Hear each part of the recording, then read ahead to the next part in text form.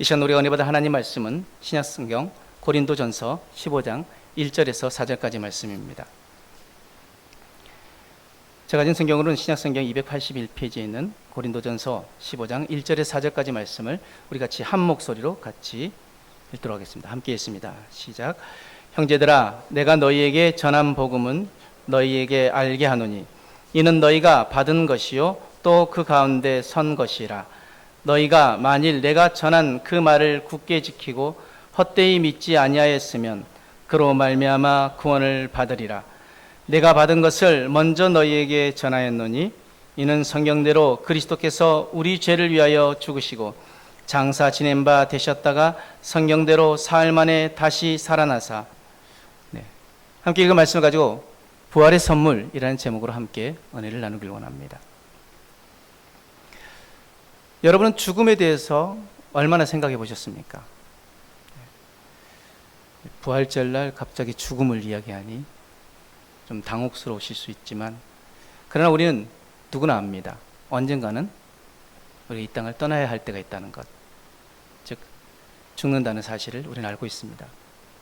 그런데 우리는 그 사실을 애써 외면합니다. 늙음을 감추고 시간을 붙잡으려고 합니다. 하지만 현실은 분명합니다. 죽음은 피할 수 없습니다. 우리가 늘 우리의 삶 가운데 피하고 싶지만 피할 수 없는 것들이 몇 가지가 있죠. 어떤 한 분이 이 세상에서 피할 수 없는 딱 두 가지가 있다고 이야기합니다. 하나는 세금, 하나는 죽음. 근데 오늘 성경은 우리에게 놀라운 소식을 전합니다. 지금 사람들 마음 가운데 있는 그 죽음에 대한 두려움이 있기에 그들이 모두 고백하는 것이 무엇입니까? 그 죽음에 대한 두려움이 있어서 매일 죽겠다라고 고백합니다. 안 그런가요? 여러분들이 고백하는 말들을 잘 살펴보세요. 더워 죽겠네. 추워 죽겠네. 배고파 죽겠네. 배고파도 죽지만 배불러 죽겠네. 다 죽습니다. 그러니까 우리가 죽는다는 것을 입술에 달고 사는 것이죠. 그만큼 죽음이 우리에게 두렵기 때문에 그런 것들을 우리가 좀 회피해 보고자, 조금 더 이렇게 이 죽음에 대해서 나중에 데미지를 좀 덜 입고자 계속 죽겠네라고 고백하고 살아가지만, 성경은 우리에게 어떤 소식을 전하느냐? 죽음을 이길 길이 있다. 바로 이 놀라운 복음을 우리에게 전하고 있습니다. 사도 바울은 고린도전서 15장에 복음을 아주 간결하면서도 핵심적으로 정리하는데 세 가지입니다. 죽으셨다, 장사되셨다, 다시 살아나셨다. 자, 이 세 문장은 단순한 사건 설명이 아니라 복음의 구조이자 우리 성도의 삶의 구조입니다. 첫 번째, 죽으셨다. 바울은 3절에 이렇게 말합니다. 내가 받은 것을 먼저 너에게 전하였노니 이는 성경대로 그리스도께서 우리 죄를 위하여 죽으시고. 지금 그리스도께서 우리의 죄를 위하여 죽으시고 대속하셨다는 것입니다. 대속의 복음을 이야기합니다. 그런데 이 3절에서 중요한 것, 받았다라는 말이 있는데, 이 받았다는 말은 단순히 배웠다는 의미가 아닙니다. 생명을 걸고 붙든 진리라는 뜻입니다. 그 생명을 걸고 붙든 진리, 그 내용은 무엇입니까? 그리스도께서 우리 죄를 위하여 죽으셨다. 자, 그리스도께서 우리 죄를 위하여 죽으셨는데 이 말씀, 3절 말씀 가운데 세 가지 중요한 의미가 담겨 있습니다. 먼저 성경대로, 바로 하나님의 계획입니다. 예수님의 죽음은 우연한 사건이 아닙니다. 사람들에게 억울하게 당한 사건도 아닙니다. 하나님의 계획 속에 있었던 사건입니다. 말라기에서부터 마태복음까지 무려 400년의 침묵 기간이 있는데, 그 400년의 침묵 기간 동안 그 어떤 선지자에게도 말씀하지 않으셨던 하나님께서 이제 세례 요한을 통하여서 하나님 말씀하시면서 회개하라 천국이 가까웠느니라 그 말씀을 하시기까지 그 400년 침묵기라고 이야기하지만 하나님은 차근차근 준비하셨습니다. 바로 예수님께서 이 땅 가운데 오실 모든 준비를 하셨다는 것입니다. 그래서 성경은 때가 참해라고 이야기합니다. 그때가 되었을 때 예수님께서 이 땅 가운데 오셨고 우리 죄를 위하여서 십자가에 피 흘려 죽으시고 우리에게 놀라운 구원을 허락하셨다는 것입니다. 이 사건은 이미 이사야 53장에 예언된 사건입니다. 예수님 탄생하기 훨씬 이전에 이사야를 통하여서 예언하신 사건이었고 그것을 통해서 하나님께서 그 모든 것들을 이루어 가셨다는 것입니다. 때문에 십자가는 실패가 아니라 하나님의 구원 계획의 중심이었습니다. 또 성경대로 즉 하나님의 계획이었고 우리 죄를 위하여 무엇입니까?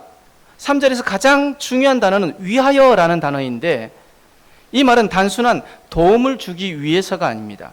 대신하여 대가를 치르며라는 의미입니다. 즉 우리의 죄를 대속하셨다는 것이죠. 내가 받아야 할 심판을 예수님이 대신 받으셨다는 것입니다. 그래서 십자가 사랑은 단순한 사랑이 아니라 공의가 만족된 사랑입니다. 자, 우리 하나님은 어떤 하나님입니까? 공의의 하나님이십니다. 동시에 사랑의 하나님이십니다. 자, 공의의 하나님은 우리의 죄를 두고 보실 수 없습니다. 그 죄를 하나님께서 분명히 그 죄에 대한 대가를 치르게 하셔야 합니다. 그러면 죄의 대가는 무엇입니까? 죄의 삭은 사망입니다. 그러면 그 죄의 삭으로 우리는 다 죽어야 하는데 이 죽음은 그냥 육신의 죽음이 아닙니다. 영적인 완전 죽음을 말하는 것입니다. 다 죽어야 하는데 사랑의 하나님이시기 때문에 우리 인간이 죽는 걸 원하지 않으시는 거예요. 우리 하나님 원하시는 것은 모든 사람이 다 구원받기를 원하시는 거예요. 그렇기 때문에 하나님께서 이 공의가 실현되기 위해서 그러면 죄의 문제가 해결되면 다시 하나님과의 관계가 회복되어지기 때문에 그 죄의 문제를 해결하기 위해서 쓰신 방법이 무엇입니까? 사람의 힘으로는 그 죄를 해결할 수 없습니다.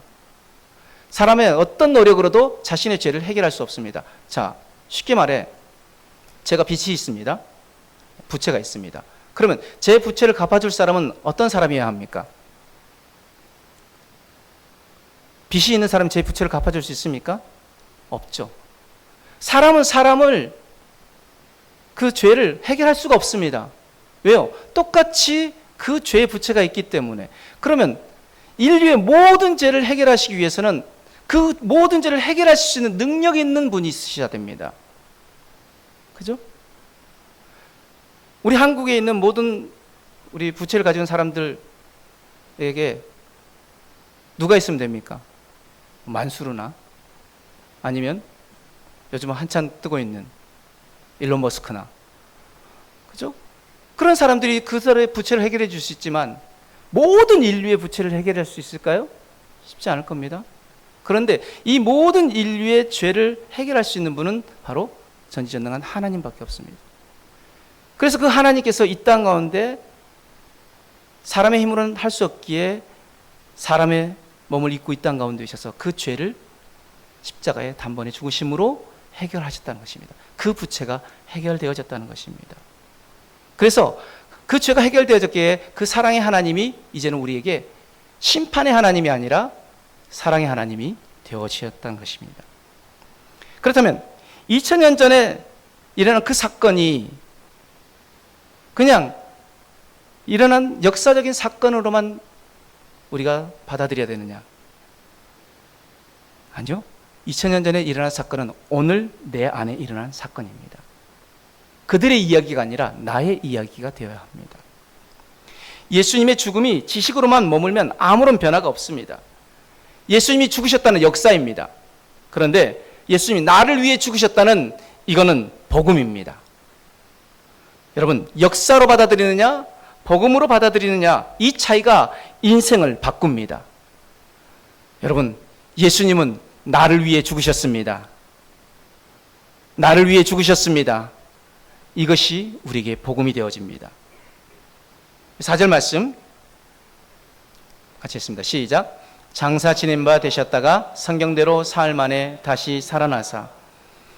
지금 예수님께서는 우리 죄를 위해서 죽으시고 대속의 복음을 이야기하고, 두 번째 장사 지낸 바 되었다가. 이 표현은 많은 사람들이 가볍게 넘깁니다. 하지만 바울은 의도적으로 이것을 포함시킵니다. 왜냐하면 이것이 없으면 복음이 완전하지 않기 때문입니다. 지금 장사 지낸 바 되었다는 것은 어떤 의미인가요? 장사는 완전한 종료를 의미합니다. 여러분, 죽은 사람이 뉴스를 보면 이렇게 갑자기 영안실에 있다가 갑자기 일어났다, 이런 뉴스를 보셨잖아요. 무덤, 관에 넣으려고 했는데 갑자기 살아났다. 그러니까 죽은 사람이 살아날 수는 있습니다. 하지만 장사는 완전히 다릅니다. 완전히 끝났다는 선언입니다. 관에 넣고 땅에 묻고 위에 봉건 세우면 완전히 끝났다는 선언입니다. 요즘 더 확실하게 끝내죠? 어떻게 끝냅니까? 화장해서 이것도 모자라서 어떻게 해요? 다 가루내가지고 이것도 모자라서 어떻게 합니까? 다 뿌려버립니다. 완전히 끝났다라는 선언이죠. 바울은 말합니다. 뭐라고요? 너의 죄는 단순히 덮인 것이 아니라 완전히 끝났다. 죄의 완전한 종료를 의미하고 있습니다. 죄의 지배에서 벗어났다는 선언입니다. 그런데 많은 성도들이 이렇게 말합니다. 나는 아직 죄에서 자유롭지 못한데, 여전히 같은 문제로 넘어지는데. 그런데 복음은 이렇게 말합니다. 죄의 권세는 이미 끊어졌다. 죄의 지배가 끝났다는 선언입니다.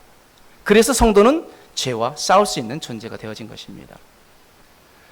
또 장사 지낸 바 되었다라는 의미는 정죄의 종결을 의미합니다. 로마서 우리 8장 1절 말씀 한번 같이 읽습니다. 시작. 그러므로 이제 그리스도 예수 안에 있는 자에게는 결코 정죄함이 없나니. 아멘. 지금 로마서 8장 1절에 결코 정죄함이 없다가 어떻게 가능합니까? 그 이유는 단순합니다. 죄가 이미 장사되었기 때문입니다. 하나님이 이미 처리된 죄를 다시 끄집어내지 않으십니다. 다시 한번 4절 말씀 한번 봅니다. 장사 지낸 바 되셨다가 성경대로 사흘 만에 다시 살아나사. 지금 바울이 이야기했던 복음의 핵심, 첫 번째 죽으셨다, 두 번째 장사되셨다, 그리고 마지막 다시 살아나셨다. 지금 며칠 만에요? 사흘 만에 다시 살아나셨다라고 선포합니다. 부활은 죽었다가 살아난 사건이 아닙니다. 단순히 그냥 죽었다가 살아난 사건이 아니라 전혀 다른 차원의 생명으로 들어간 사건입니다. 새 창조의 시작입니다. 이 말씀의 의미는 이전과 전혀 다른 생명입니다. 나사로도 살아났습니다. 그러나 다시 죽었습니다. 하지만 우리 예수님 다릅니다. 다시 죽지 않는 생명, 영광의 몸으로 살아나셨습니다. 이것은 단순한 회복이 아니라 새 창조입니다. 우리의 삶에도 이미 시작된 부활입니다. 여러분, 부활은 미래만이 아니라 이미 시작된 현재의 시간입니다. 그래서 갈라디아서 2장 20절 말씀에 내가 그리스도와 함께 십자가에 못 박혔나니 그런즉 이제는 내가 사는 것이 아니요 내가 사는 것은 오직 내 안에 그리스도께서 사시는 것이라. 이제 내가 육체 가운데 사는 것은 나를 사랑하사 나를 위해 자기 자신을 버리신 하나님의 아들을 믿는 믿음 안에서 사는 것이라. 자, 지금 갈라디아서 2장 20절에 내가 그리스도와 함께 십자가에 못 박혔다, 그것으로 끝입니까? 그 다음 무엇입니까? 나의 옛사람은 이미 죽었고 나는 그리스도와 함께 새로운 생명으로 다시 산다, 다시 시작되었다. 이것이 갈라디아서 2장 20절의 고백입니다. 또한 사흘 만에 다시 살아났다. 이것은 다시 살아났다는 그 선포는 무엇입니까? 이전과 다른 생명, 그리고 지금도 계속 진행되고 있는 부활, 또 점진적으로 부활의 삶으로 나아가는 것을 의미합니다. 자, 여러분, 우리가 예수 믿고 변화된 삶을 살아가는데 많은 사람들이 이렇게 생각합니다. 예수 믿고 나면 뭐 갑자기 확 이렇게 거룩해지고 막 성령 충만하고 그럴 것 같은데, 주일에는 예배 드릴 때는 성령 충만한 것 같습니다. 그런데 다시 월요일 날 우리 삶의 현장으로 돌아가면 또 무너지고 또 넘어집니다. 그러면 생각합니다. 나는 믿음이 약한가 봐. 나는 왜 이러지? 왜 달라지지 않지? 여러분, 급진적 성화가 아니라 점진적 성화입니다. 우리가 예수 믿고 나서 우리는 갑자기 거룩하게 되어지는 것이 아니라 어제와 다른 오늘을 살아간다는 것입니다. 부활의 생명이 점진적으로 나타난다는 것입니다. 그래서 성도의 삶은 완전함이 아니라 변화의 과정입니다. 우리의 완전은 언제입니까? 주님 앞에 서는 그날, 우리의 영화로운 몸을 입었을 때. 자, 구원의 시작입니다. 언제요? 내가 예수를 믿는 그 순간 구원이 시작됐습니다. 지금 뭐예요? 구원이 계속 이루어져 가고 있습니다. 구원의 완성은요, 우리가 주님 앞에 서는 그날, 영화로운 몸을 입고 주님 앞에 서는 그날이 구원의 완성입니다. 그러므로 우리는 이 시간들을 어떻게 살아가야 합니까? 오늘 조금, 내일 조금 우리의 삶 가운데 부활의 생명이 드러나는 삶으로 살아가야 하는 것입니다. 그런데 지금 사도 바울이 죽으셨다, 장사 지낸 바 되셨다, 그리고 다시 살아나셨다. 왜 이것을 이야기했을까요? 자, 이것이 복음이라고 이야기했는데 그 복음을 우리에게 이야기한 이유가 무엇일까요? 1절 말씀 한번 봅니다. 같이 읽습니다. 시작. 형제들아, 내가 너희에게 전한 복음을 너희에게 알게 하노니 이는 너희가 받은 것이요 또 그 가운데 선 것이라. 지금 복음의 목적을 뭐라고 말하냐면 그 가운데 서게 하려고. 무엇입니까? 그 가운데 서게 하려는 것은 무엇입니까? 죽고 장사 지내고 다시 살아나는 것.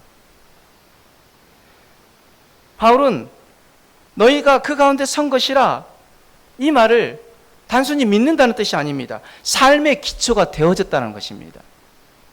복음은 삶의 기초입니다. 복음 위에 선 사람은 환경이 흔들려도 상황이 바뀌어도 완전히 무너지지 않습니다. 넘어질 수는 있습니다. 그죠? 낙심할 수는 있습니다. 그러나 계속 넘어져 있지 않습니다. 계속 절망 가운데 빠져 있지 않습니다. 왜냐하면 내 존재의 근거가 환경이 아니라 복음이기 때문입니다. 복음은 현재 진행형 구원입니다. 바울은 뭐라고 말합니까? 그로 말미암아 구원을 받으리라. 이것은 미래형이 아니라 현재 진행형입니다. 받았다라고 말하지 않죠? 받으리라. 즉 오늘도 구원이 있고 오늘도 변화되고 있다는 것입니다. 그러면서 2절 말씀에 뭐라고 말합니까? 너희가 만일 내가 전한 그 말을 굳게 지키고 헛되이 믿지 아니하면 그로 말미암아 구원을 받으리라. 자, 헛되이 믿지 아니하면, 이 말이 중요한데 믿음에도 두 종류가 있다는 것입니다. 헛된 믿음과 참된 믿음.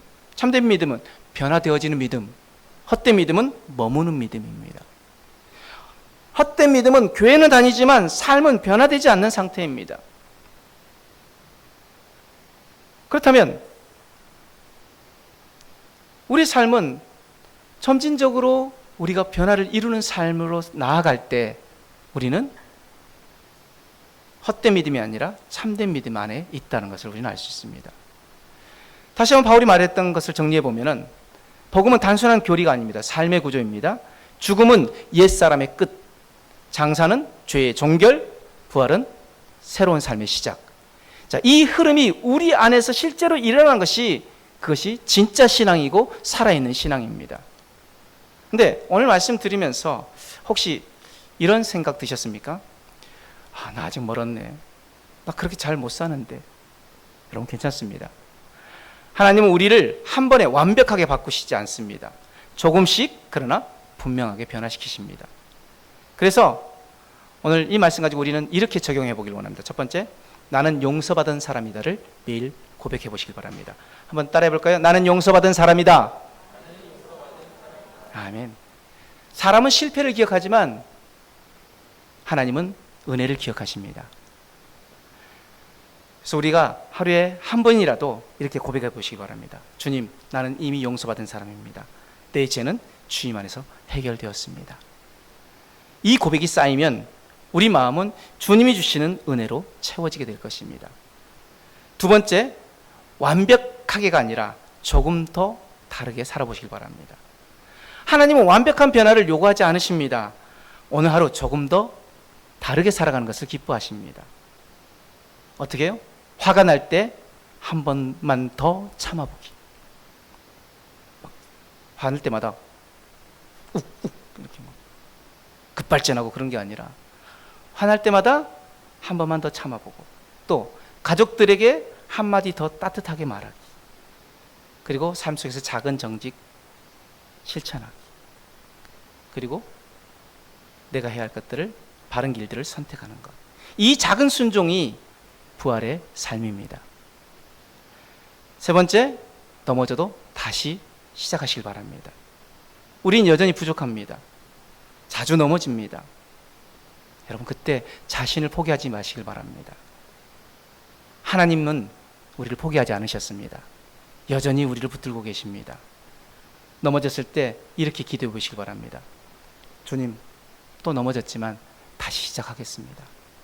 다시 시작할 힘을 저에게 주십시오. 그 고백으로 나아가는 그 한 걸음을 우리 주님은 기뻐하십니다. 마지막으로 비교하지 말고 변화된 나를 보시길 바랍니다. 다른 사람과 비교하면 항상 우리는 낙심하게 됩니다. 아, 저 사람은 교회 다니는데 너무 막 이렇게 신앙이 좋아 보여. 나는 저 사람에 비해서 믿음이 없는 것 같아.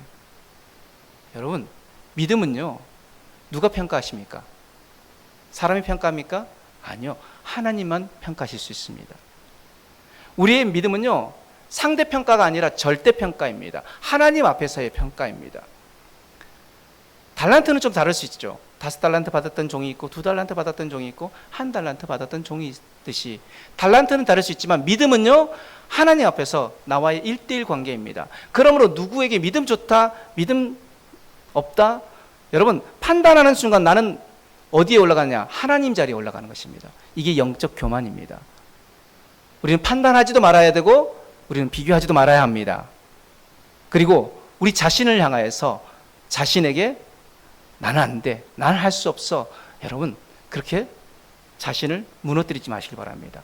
우리는 하나님이 가장 기뻐하시고 하나님 사랑하시, 나 하나 때문에 그 하나님 되신 분이 이 땅 가운데 사람의 몸을 입고 나의 죄를 해결하시기 위해서 십자가에 죽으셨는데, 그래서 하나님 뭐라고 말씀하십니까? 하나님이 세상을 이처럼 사랑하사, 그 사랑의 하나님이 나를 가장 귀하고 복되다라고 여기십니다.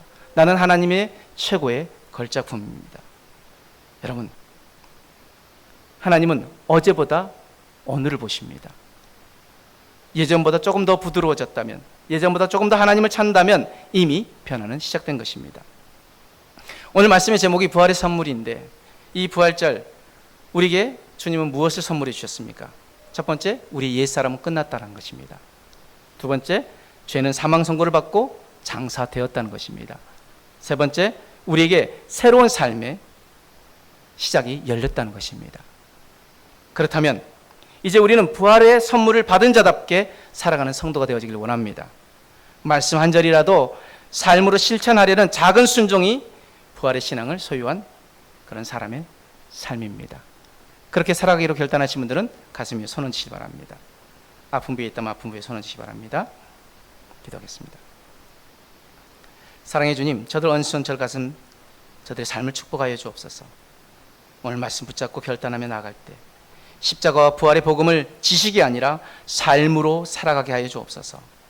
정죄가 아니라 은혜 안에서 조금씩 변화되는 삶을 살게 하시고 오늘도 다시 시작할 용기를 우리에게 허락하여 주옵소서. 그렇게 주님 앞에 어제보다 나은 오늘, 어제보다 변화된 오늘을 살아가기로 결단한 우리 사랑하는 모든 손들의 삶을 붙이시고 가정을 붙드시고 생각하는 손대는 모든 것들 가운데 주님 복을 더하여 주시며, 이 시간 아픈 부위에 손 얹고 기도합니다. 주님 채찍에 맞음으로 우리가 나음을 입었다는 약속의 말씀을 붙잡고 선포하오니 주님, 이 시간 온전한 치유와 회복의 은혜를 더하여 주옵소서. 이 시간 주 예수 이름으로 명하노니 사랑하는 성도들 머리끝부터 발끝까지 안과 밖에 오장육부 신경세포 뼈마디 모든 세포 조직의 역사는 더러운 질병은 예수의 이름 앞에 온전히 치료되고 회복될지어다. 예수의 이름으로 삶의 모든 문제, 관계의 문제, 직장 사업장의 문제, 물질의 문제는 해결되고 풀려질지어다. 예수의 이름으로 불안, 두려움, 염려, 근심, 걱정, 우울증, 불면증 떠나가고 주님 주시는 참된 자유와 평안을 누리게 될지어다. 예수님의 이름으로 자녀의 축복을 누리게 될지어다. 믿고 감사하며 오늘도 우리에게 부활의 선물을 허락하신 주님을 찬양하며 주님을 높여드리니 주님 영광받아 주옵소서. 감사합니다. 예수님 이름으로 축복하며 기도드렸습니다. 아멘.